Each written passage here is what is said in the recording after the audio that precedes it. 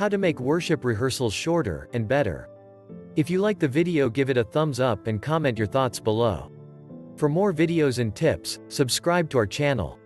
No matter what your dog's problem behavior is, be it jumping, peeing inappropriately, aggression, pulling on the leash, or whatever, there is one solution that can help. Click on the link in the description box below. Every church, worship team, choir, vocal ensemble and instrumental section approaches worship rehearsals differently. Some go the midweek route, others on Saturday morning, and others just before services on Sundays. Some have the luxury of their own practice, worship space, while others have to manage with a basement of someone's home, or the cafeteria they rent on Sundays. Some have a full sound system with personal monitor mixes and bottled water put out for them, while others are lucky to be able to even find the light switch. But for all of the different ways rehearsals can be approached, there is always room for improvement. Specifically, there is a way to do more in less time.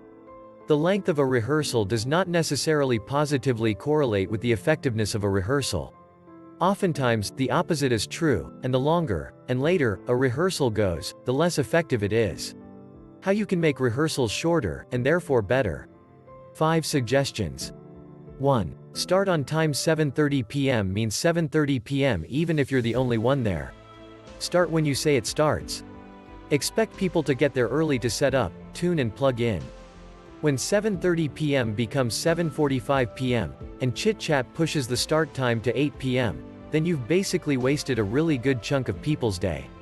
2. End on time. Never go longer than 90 minutes. Unless you're preparing for a recording, or a major Christmas Eve service or event, never ever go longer than 90 minutes. Aim for 60 minutes. If you have to go longer, give people a 5 to 10 minute break halfway through. 3. Don't rehearse stuff that everyone knows. This seems fairly obvious, but I've seen this kill more rehearsals, sound checks than you'd think. There are certain songs that everyone on your team, choir knows, and when I say everyone, I mean 95%. Either skip over those, or just talk through them briefly, or just polish up the intro and ending. Why rehearse 10,000 reasons for the 10,000th time? There are 10,000 reasons not to. 4. Consolidate similar sections of a song. You can get through a 4-minute song in 1.5 minutes if you realize that basically the verses are the same, and most of the choruses are the same, so let's practice the different chunks of the song that are actually different.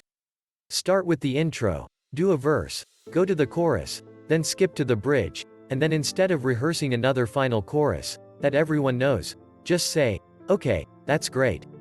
Thanks." Moving on. Your musicians will thank you, and you'll have saved more energy for the actual service. Saving a few minutes per song can result in an overall savings of 20 to 30 minutes. That's a lot.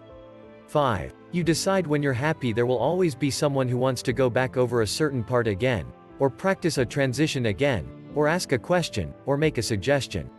That's fine, but they shouldn't have the power to drag out rehearsal for everyone else.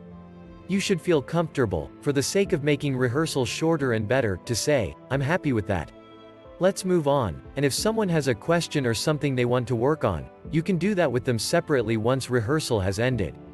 Show your musicians that you value their time and you're aiming to be concise and effective, and they will end up wanting to give you more of their time.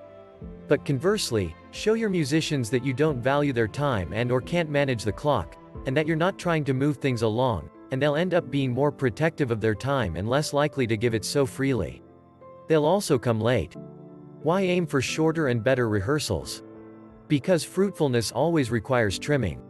Trim the unnecessary stuff away, so there's more room for actual growth and blossoming. This is Luke for Christian News Today. Please don't forget to subscribe to our channel. Thank you for watching.